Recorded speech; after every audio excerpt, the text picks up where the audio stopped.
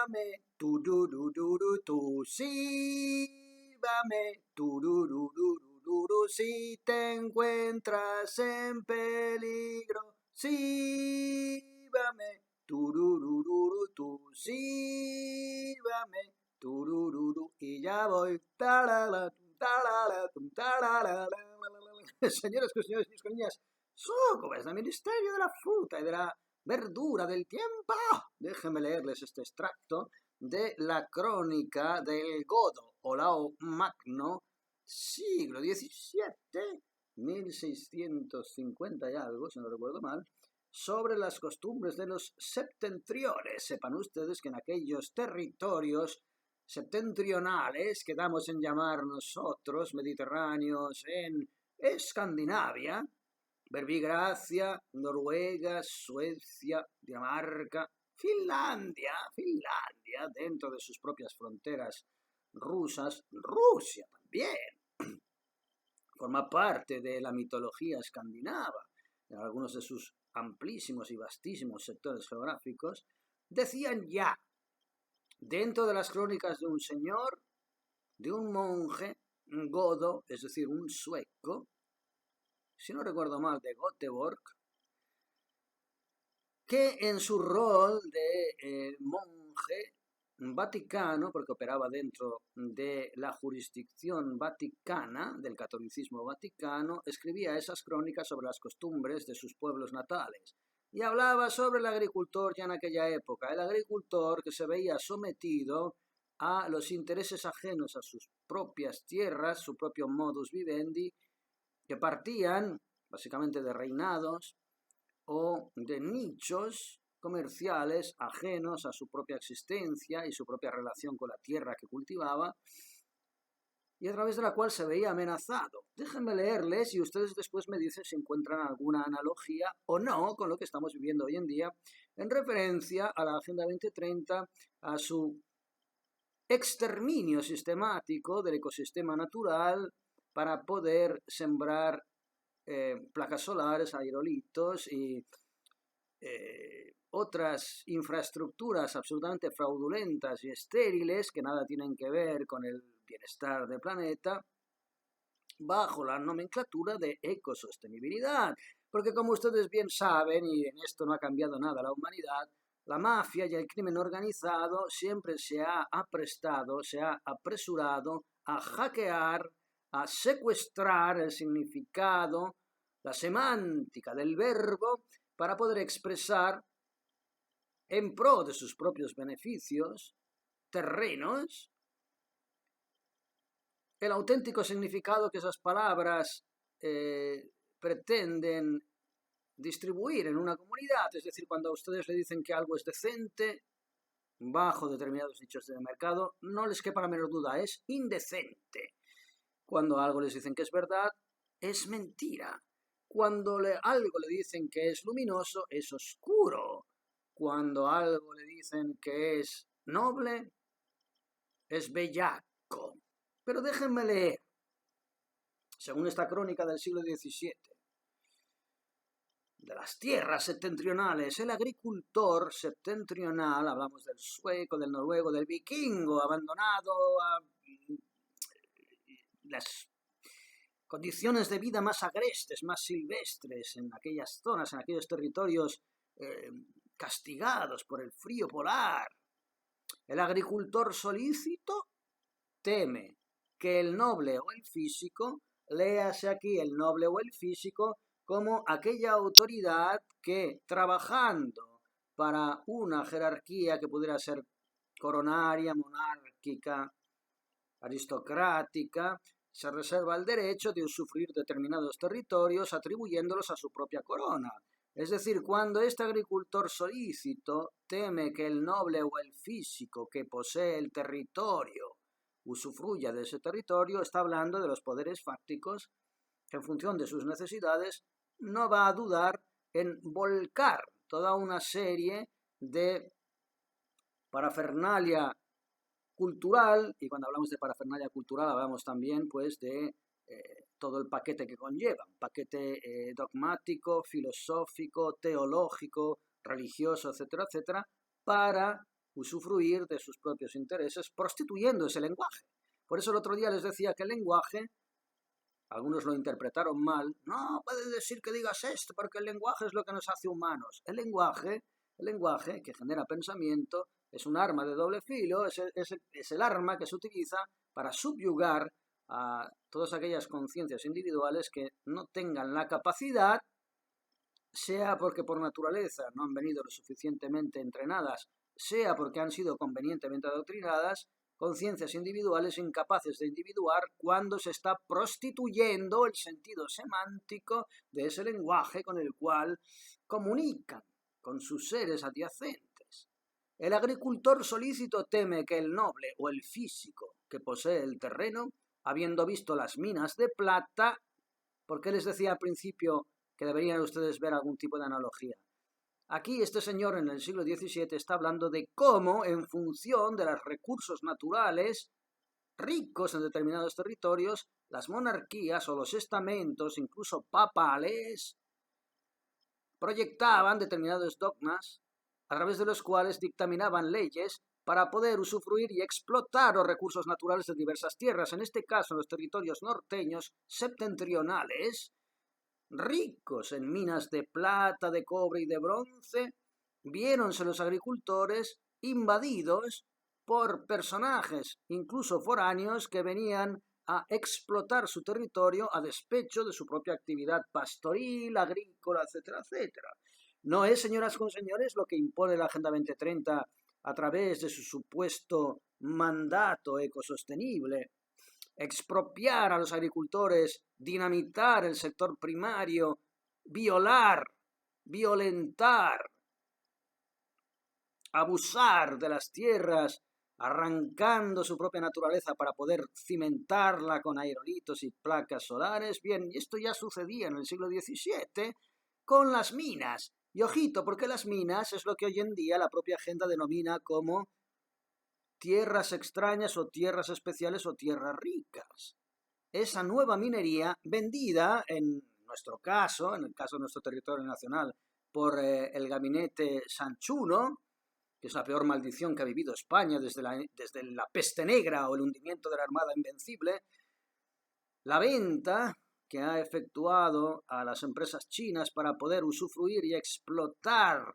los yacimientos de minerales así denominados extraños, ricos o particulares, vayan ustedes cuál es el eufemismo que pretenden instaurarles, ese nuevo comercio no contempla no ya solamente el estilo de vida de todos aquellos que hasta entonces vivían en esas tierras con su agricultura y su pastoreo, sino que tampoco contempla el propio ecosistema de la zona geográfica que van a devastar para poder extraer esos minerales que ellos consideran ricos, extraños, etcétera, etcétera. You name it, grafeno, you name it, aquel otro que hasta entonces se explotaba en territorios africanos, no recuerdo cómo se llama, pero es el que utilizan para las bases de los móviles, etcétera, etcétera. Bien, señoras y señores, para que vean que la historia se repite, el agricultor solícito, siglo XVII, septentrión, teme que el noble o el físico que posee el terreno, habiendo visto las minas de plata, en el caso de aquellos territorios, quiera apartarle de la hacienda por razón de unas ganancias mayores. Quiera primero comprar los territorios al agricultor, y si el agricultor o el pastor se niega a vender los territorios, expropiese, como dice el señor homólogo de Pedro Sánchez, Nicolás Maduro, en Venezuela, o como decía su antecesor Hugo Chávez, expropiese. El agricultor solícito teme que el noble o el físico que posee el terreno, habiendo visto las minas de plata, quiera apartarle de la hacienda por razón de unas ganancias mayores, de modo que no haya más agricultura allí donde aparezca una mina rica en plata. Plata, siglo XVII, llámenlo ahora grafeno y cualquier otro tipo de mineral absolutamente indispensable para los nichos de su nuevo mercado, de nueva realidad y de nueva normalidad. Digamos, las plataformas sobre la que deban basarse sus nuevos proyectos de manipulación mental, llámenlo ustedes inteligencia artificial, o en su defecto, como yo siempre digo yo, dictadura tecnodigital, basada en un ecofascismo. Y el ecofascismo, como les estoy leyendo, ya existía en el siglo XVII en una crónica de un señor que habla de costumbres de señores reverberantes del siglo cero y de antes de Cristo. Por eso, como se ha dicho, se prefiere el ser humano cabal, el ser humano, aparte de incluso la cabalidad, el ser humano prefiere la fertilidad al terreno. Bien, señoras y señores, ¿por qué ha abierto este vídeo hablándoles de este pequeño sustrato de la historia de las guerras septentrionales, crónica de Olao Magno, siglo XVII? Porque efectivamente, como la historia se repite, nos vemos abocados exactamente a vivir las mismas penurias una y otra vez, cuando un sector de la población se arroga el derecho a decidir, cuál debe ser el futuro de una especie, nos vemos abocados a una amenaza global. Y como decíamos el otro día, hay dos maneras de enfrentarse a la amenaza global: ignorándola, es decir, como un avestruz que pone la cabeza debajo de la tierra, como si algo no fuera con nosotros, cosa que de alguna manera puede temporalmente gratificar en el sentido de que aparentemente no se altera la rutina en la cual estamos viviendo, y por lo tanto se vive esa situación, esa ilusión de que nada ha cambiado, de que todo sigue igual, a pesar de que algo muy dentro nos dice: no, han cambiado muchas cosas, han hecho muchas cosas reivindicables y nosotros estamos callando como putas. Y luego está aquella de los que lo denuncian como alguien planta una semilla de un árbol que sabe que no llegará a haber desarrollado como para poder disfrutar de sus frutos y de su sombra, y que sin embargo entiende que será un beneficio para aquellos que le vengan detrás, porque tiene una capacidad de proyectar su propia existencia sobre las existencias futuras y venideras, en el sentido de que entiende que todo aquello que ha pasado y todo aquello que proviene es una metáfora de todo aquello que es y representa en el presente. Pero evidentemente esa forma de pensar sigue siendo minoritaria, señoras y señores, y por eso yo les abría este vídeo con ese ejemplo para que vean ustedes que nada ha cambiado, que la tribulación del ser humano como especie es cíclica, nos enfrentamos siempre a fuerzas, polos positivos y negativos, sin el ánimo de dignificar polos positivos o negativos, sino queriendo poner el acento en esa polea, en esa homeostasis absolutamente imprescindible para el proceso evolutivo. Pero aquí es donde usted tiene que plantearse en qué polo está usted posicionado. No porque se sienta superior o inferior, sino porque algo dentro de usted le impele, le impulsa, le motiva a ejercer una fuerza de oposición ante todo aquello que en el momento en el que usted está viviendo viene considerado como algo inamovible, indiscutible, incontestable, que es la base de la dictadura. La dictadura, como ideología o dogma que representa una uniformidad estática, es una antítesis de la evolución. Ergo, usted debe decidir si quiere ejercer un rol de oposición evolutiva o un rol pasivo de connivencia y aceptación regresiva. No ya involutiva, regresiva. Porque también les digo que como es arriba es abajo, como es la sombra es la luz, la fuerza regresiva es como el dar 2 pasos para atrás para poder impulsarse y saltar hacia adelante. Yo no niego el orden implicado, yo no niego la evolución descrita y designada a priori de todo lo que deba suceder. Nosotros seguramente individualmente no tenemos la capacidad de alterar o de definir ningún orden implicado en términos inmediatos, pero sí estamos llamados a ejercer un rol como un actor de teatro en una obra. Uno hace de Otelo, otro hace de un soldadito que está en el fondo del escenario. Bien, ese soldadito, como ya indica el efecto mariposa, es absolutamente indispensable, es tan indispensable como la figura del monarca. Y quizás nuestra única competencia en este periplo caótico es la de individuar cuál es nuestro rol. Y al final, señoras y señores, no es tan complicado. Sencillamente se trata de escuchar su propia intuición y su propia tendencia. Cuando algo le chirría, por ahí no debe ir. Cuando a alguien le parece justo, independientemente de toda la propaganda mediática que le esté atufando, seguirá siendo justo. Y no en términos de verdad o de mentira, sino en términos de que usted, dentro de su antena, la antena proporcionada al propio personaje al cual usted está llamado, el que representa un rol dentro de todo este aparente caos del orden implicado, le transmite una serie de mensajes que para usted son inamovibles independientemente de la estimación de la comunidad que tenga al lado. Sea una comunidad ajena a su círculo emocional, sea una comunidad directamente relacionada con su círculo emocional. Quizás esa, señoras y señores, es la asignatura pendiente más atribulada y más dolorosa y más difícil de superar en este periplo, y es el de tener en cuenta que como seres individuales representamos un rol que nadie puede ordenar, que nadie puede clasificar y que nadie puede juzgar. Señoras y señores,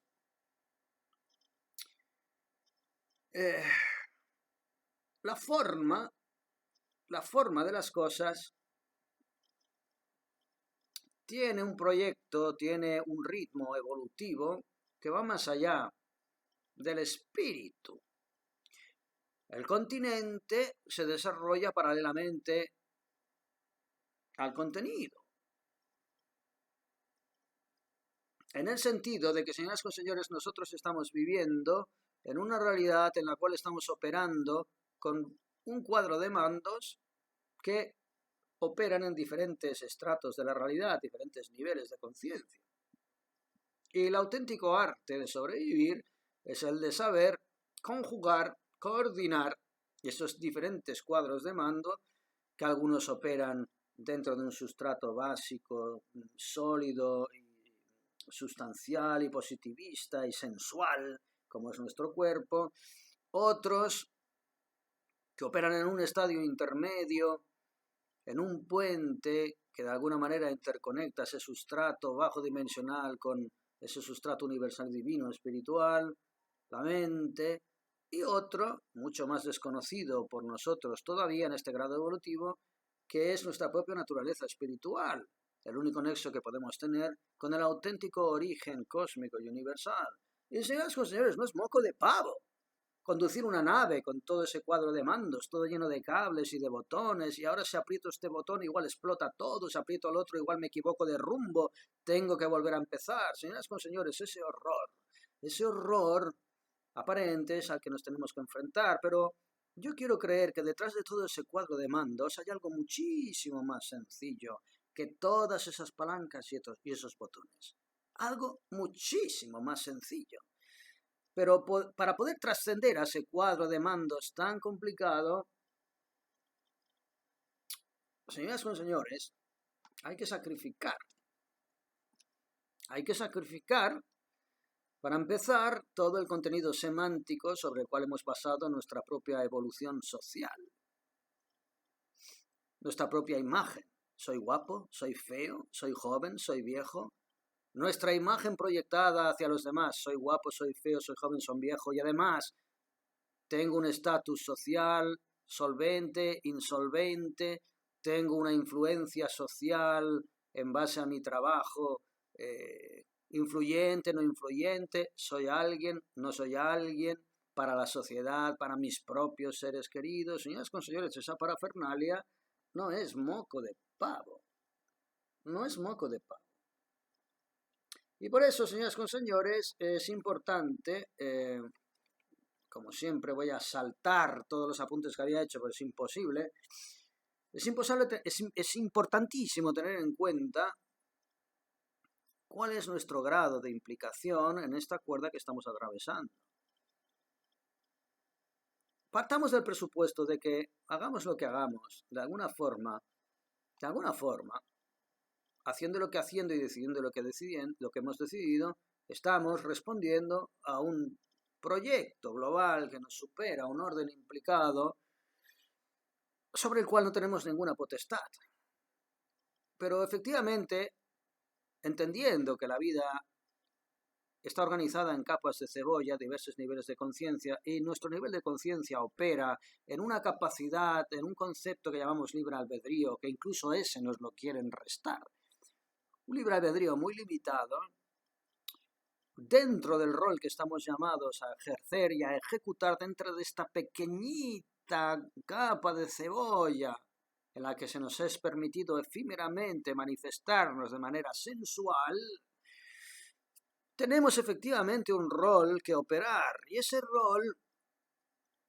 no tiene otra forma de manifestarse en nuestra propia conciencia individual más que a través de nuestra intuición,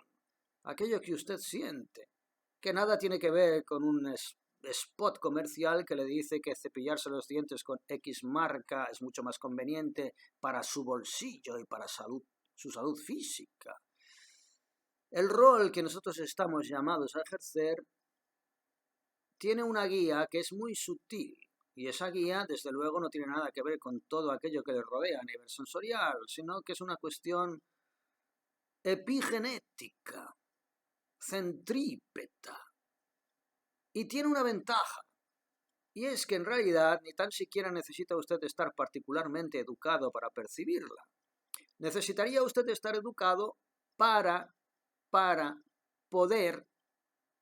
dar la suficiente importancia a esas señales que su propio ser le emana y le comunica diariamente. Porque usted está entrenado y está adoctrinado para ningunear y silenciar esas señales. En ese sentido, usted debe ser reeducado, debe desaprender con H intercalada lo aprehendido con H intercalada, que no es solamente aprender o memorizar un dogma, sino que es todo aquello que sucesivos periplos temporales han hecho que un dogma haya empapado su propia capacidad anímica de percibir la realidad espiritual. Esa es la diferencia que existe entre aprender con H intercalada y aprender, que es a lo que somete usted a sus hijos en las escuelas. Y por ello, muy probablemente nuestra única competencia, porque nosotros no estamos llamados a cambiar el ritmo de la evolución en términos globales, sino en términos de pequeño mecanismo, nuestra única competencia es la de escuchar todo aquello que nos resuena, independientemente de todos aquellos dogmas que demonizan todo aquello que nos resuena, la intuición, la sincronicidad, etcétera, etcétera, que es absolutamente combinable con todas sus responsabilidades sociales. No hace falta salir a Times Square en pelotas con un cartel que diga mirad al cielo o tocando un cimborrio. No se trata de eso. Es algo mucho más sutil, mucho más elegante. Y es el de poder saber reírse a cada momento de todo el circo mediático al que usted está siendo sometido. Nada más.